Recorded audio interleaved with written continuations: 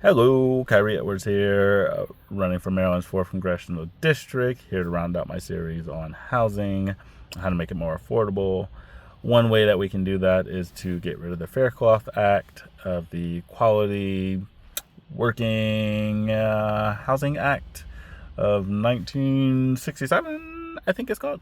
No one ever calls that. We just talk about the Faircloth Act. But the Faircloth Act is a amendment to that act, to that bill, that basically limits how much public housing you can build in an area, which is crazy, and it's very is limited the federal government from being able to fix the housing crisis without doing really roundabout things. Like, you hear a lot of politicians talk about, we need to build more, we need to build more, we need to build more. And what they're talking about is we need to give tax breaks and zoning changes and special rules to investment companies or housing developers to build properties and then sell those properties to someone else or keep them, depending on what their profit plan is, and hope that those people will rent out or sell the units at a cost that people can afford. The theory is that housing will follow the laws of supply and demand, which housing does not. And the law, first, we talk about economics like it's scientific, more scientific than it is, but in all the other branches of science that aren't, social science, or even really just aren't economics, laws are very rare. You have theories, and so it should be the theory of supply and demand, because it hasn't been proven and it hasn't been around long enough to actually have tested enough to be a law, and it's contested. We just pretend it's not. But anytime there's been proof that it's not real, like the 2008 housing crisis and during COVID, we just pretend that that didn't happen. So there's that. And also, think about it. If the way to fix housing is we have to make it cheaper for rich people to, have a business where they are building houses and then selling those houses or renting out those houses, they always are going to want to make more money. They're going to want to make a profit than what it cost. So it's going to increase every time they do it. But the laws of supply and demand are supposed to say if you build more houses, they'll get cheaper. But if you look at a graph and you see the cost of housing over the years, it just keeps going up. And you may notice, not to be morbid, but a lot of people died during COVID. And that didn't have a negative impact on the prices of housing. They still kept going up, right? And if you ask some people, they're like, oh, yeah, that's because building stopped during COVID and we couldn't build new units. That's not very accurate. A lot of people spent time in lockdown either improving their own homes and then selling them or renting out a room, or in some places like Florida, my native Florida, they were renovating the homes that they were only expecting to live in for half the year. And then they go back to Canada or up north, and then they rent it out during the summer. So that's just not true.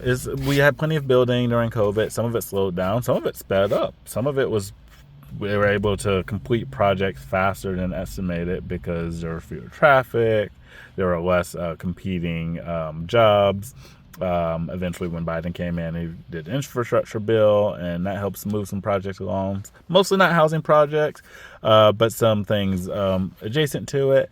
If you're trying to build a neighborhood, for example, and there's no transportation, there's no retail, there's no, there was also a clean drinking water bill that passed during Biden's term that doesn't get enough credit. That was actually one of the better ones.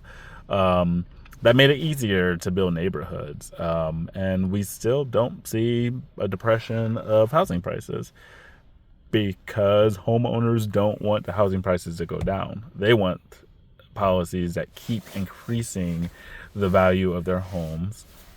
So one day they can sell it and either pocket the money or use it to buy a smaller home to retire in. Or sometimes they don't want to sell it at all. They just want the value to go up, so they have more leverage. They can, if they want to rent out this place, they can ask for higher rents or whatever. So the Faircloth Act limits the government from being able to build its own units, at least at the same amount as private units. There always has to be more private units, well more private units than public units. And we should repeal that, and also we should allow the government to just have more houses that they own and run through the Department of Housing and Urban Development. Instead of the Department of Housing and Urban Development just giving out vouchers and paying third-party private landlords to run the program, which has not worked very well at all for anyone. Not for the landlords, not for the tenants, not for the government. The government's spending the money anyways, but they have no real oversight except for when there's a problem. And when I say problem, like somebody has to have died, or the level of fraud has to be in the millions, where someone is renting out to someone and no one's ever lived in these units, and they're just taking money from the government. Other than that, HUD usually just kind of stays out of it, and you can complain and complain and complain, and they're not the quickest moving part of our government, I shall say. So we get rid of that. We have more socialized housing. The government should be a part of this market, and they should be regulating prices. They should be freezing prices. Housing isn't just a commodity. It's something that people need. And the U.S. government has a vested interest in controlling things that we need. Control water prices, right? Not enough, but they do. There's always call to control oil prices, which the U.S. usually opts not to do directly, but they do. There's no reason that we shouldn't subsidize and control the price of housing, and that the government shouldn't be directly renting out to low income and unhoused people to get them off the street. It would lower the cost for everyone. It's just good. We should just do it. There's some other things we should do in the Housing Bill of Rights. We should allow people to grow food if they want to grow food. Be able to change things inside their house within reason, as long as it's not big structural changes. They should have to get permission from the landlord for things like that. And then if it's something big and you're a homeowner, you might still have to talk to your zoning commission and get permission. But you really shouldn't have to get permission from the zoning board to build a shed in your backyard. You do own the yard and the house, and the U.S. is weird about land usage, and you don't want your property rights to scrape up against your neighbor's property rights, and that's why we have zoning boards, so that you don't build another level on top of your house and block someone's beachfront view, which is the whole reason they bought the house. You also don't want somebody just building on the house and they don't know what they're doing, and it's unstable and a fire hazard, and that causes problems too.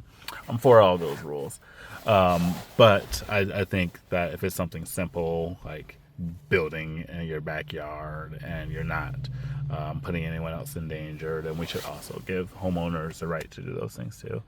And we should also stabilize the cost of property taxes and rethink how we do them.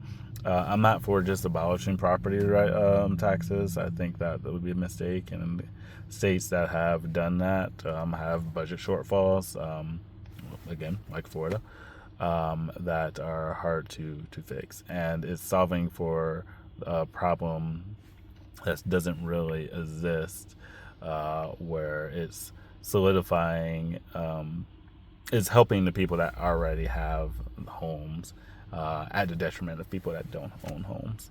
And schools and communities is making it tougher for schools to survive, and it's really not helping anyone, again, except for the people that already have the homes. So that's rounding out the series. If we change housing and we make it so everyone can have somewhere to stay, then it makes our whole system more secure. There would have to be more thoughts to communal housing, especially for people that just got out of jail or prison. And also we'd have to figure out what to do with people that are on sex offender lists. I think it's safer for them to be housed than being on the street.